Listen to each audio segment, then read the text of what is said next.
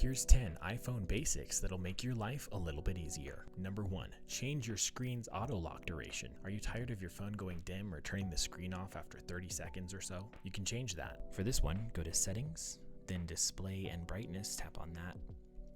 Scroll down to Auto Lock, tap on that, and you can choose the time that your iPhone locks in or choose never to lock it manually. Number 2, change your display zoom.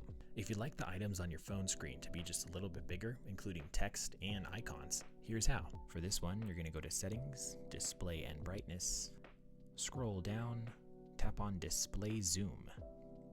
You'll notice it'll show a difference here. In this example, it makes your app icons bigger, your text bigger, your clock on your lock screen bigger, and more. Number 3, if you've ever dabbled in shortcuts and want an easy way to jump to them, you can add them directly to your home screen or your lock screen. To do this, hold down an empty area of your home screen, tap on Edit at the top right, tap on Add Widget. Next, type in Shortcuts. Then tap on Add Widget here on the bottom. And then if you tap on that widget, you can change which shortcut is there. If you'd like to add this to your control center, activate Control Center by swiping up from an older iPhone or swiping down from the top right on a newer one. Tap on the plus sign on the top left. From here, add a control on the bottom. Type in Shortcut. Tap on that, and then choose your shortcut. Once you do so, that shortcut is going to be there in your Control Center. Number 4, activate dark mode.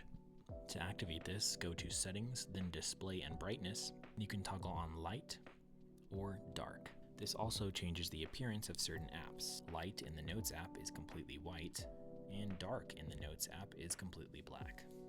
Number 5, add widgets to your Today view. If you swipe all the way left on your home screen, you'll notice the Today view. You can add widgets here to easily access things you need at a glance. Here's what that looks like.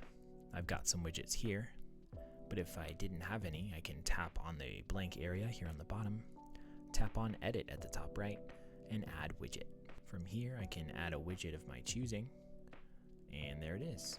Number 6, change your control center layout. Would you like settings like your flashlight, music recognition, or other things easily accessible? Here's how to make Control Center work for you. Here's the basics on how to customize Control Center. First, activate it.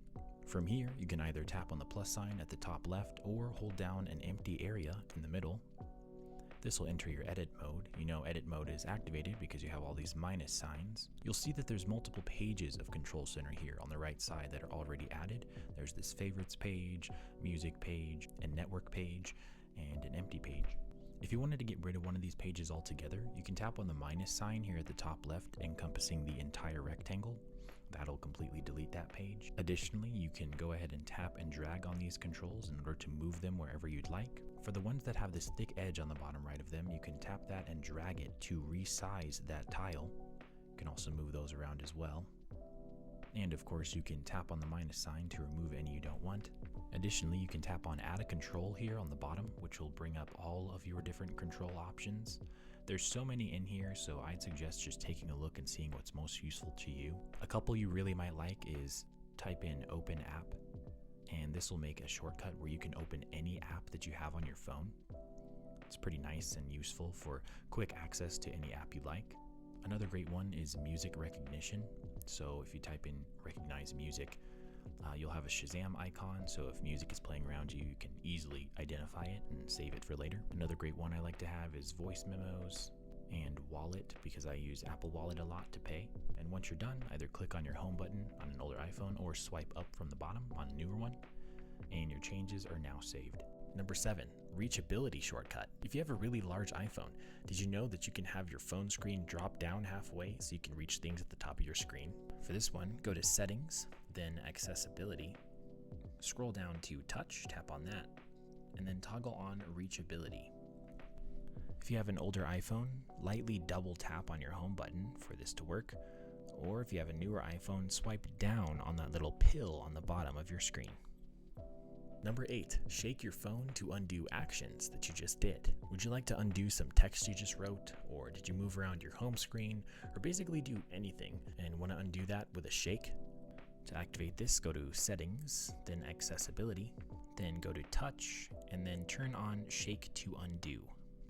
To give you an example, I'll go ahead and shake after typing, and I can undo some text I made. If you shake again, you can redo that text or undo more. Number 9, move multiple apps at once on your home screen. To do this, while you're on your home screen, tap and hold on an empty area. This will enter wiggle mode.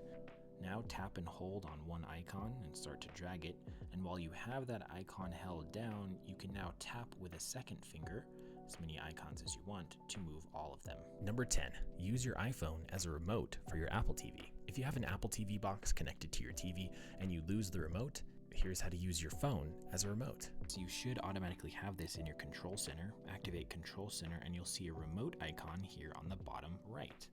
Additionally, if for some reason you don't see that, activate Spotlight Search. You can do that by swiping down in the middle of your home screen and then search for remote. This will activate the same thing. A couple cool things you can do with your iPhone that you can't do with your Apple TV remote. You can use your iPhone to type in text. That way you don't have to tap around using the remote to try to get to each letter. And anytime you make a purchase or a download, you can use Face ID to sign in or use any of your saved passwords. Did you find any of these tips useful? Let me know in a comment. Have an iPhone question? Drop a comment below as well, and follow for more tips.